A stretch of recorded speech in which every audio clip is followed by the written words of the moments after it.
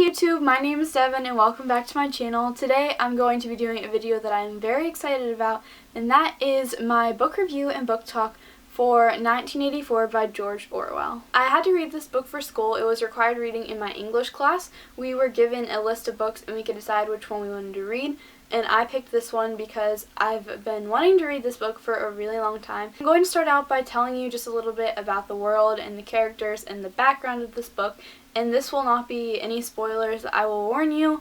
The second half of this video will have spoilers, but I will warn you when that is coming. This is set in 1984 and it was written in 1949. And it's basically just a prediction of what's going to happen if the totalitarian governments continue.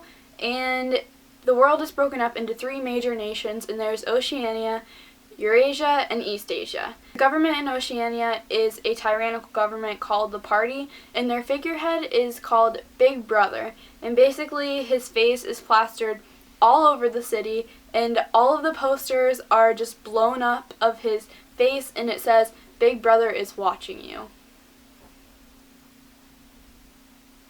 The idea of having posters around my city telling me that Big Brother is watching me is terrifying. Our main character's name is Winston Smith, and he's honestly just an average guy living in Oceania, and he works at the Ministry of Truth, and he's a member of the Outer Party, which would be comparable to our middle class in today's society.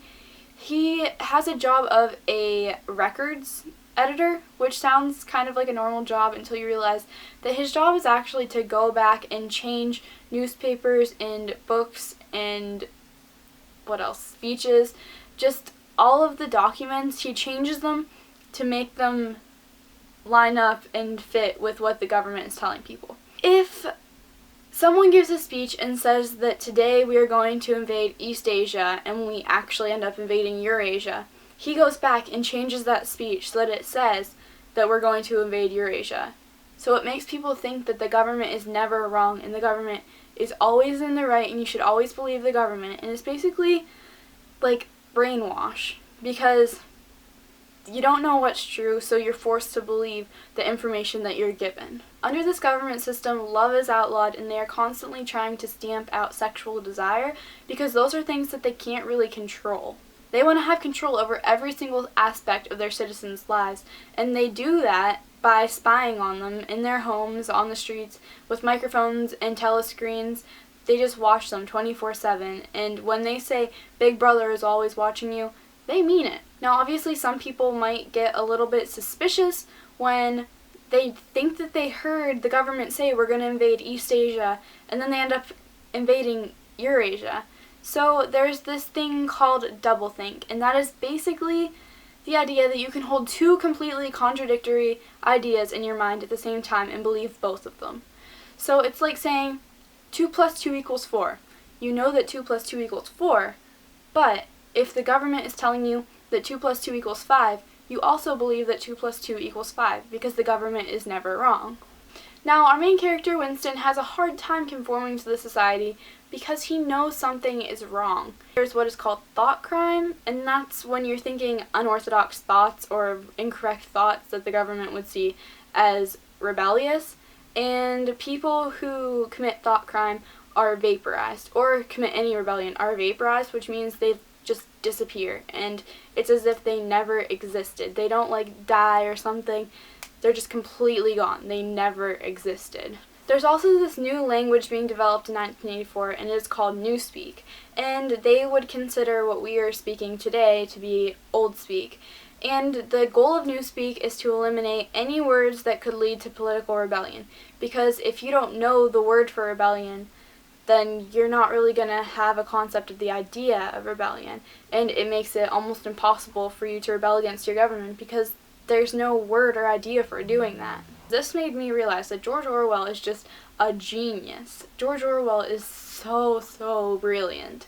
I do recommend that everybody read this book just because I think it's really important to realize that this type of world isn't that far off from the world we're living in today. I mean, it could happen. Tyrannical governments exist. Now I'm going to be getting into some spoilers and some more in-depth book talk. So if you haven't read this book and you don't want to be spoiled, then I would click away from the video now. If you haven't read the book, goodbye. So the first thing that I want to talk about is the kids in this book. And that is because they have what's called the spies, I'm pretty sure, and the spies is so creepy because they teach these kids to spy on their parents and to report their parents to the authorities if they see anything suspicious. And their goal is basically to get their parents vaporized for thought crime. I couldn't imagine trying to get my parents vaporized. I remember there's one part in the book where the little girl is listening through the keyhole in her parents' room with this like little thing that the spies gave her. And she hears something, I don't remember what, and she reports her dad, and her dad gets taken to the Ministry of Love. Also, the use of pain as psychological manipulation in the Ministry of Love just really freaks me out and rubs me the wrong way, which it's meant to. It's meant to make you uncomfortable. It's not a warm and fuzzy book.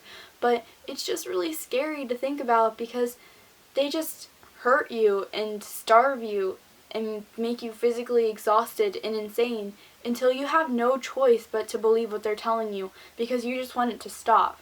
And when they took Winston to room 101 and the thing with the rats on his face, because rats was his like number one fear, that like made me sick. It made me feel sick because it's just awful, but it makes you think and it makes you feel something.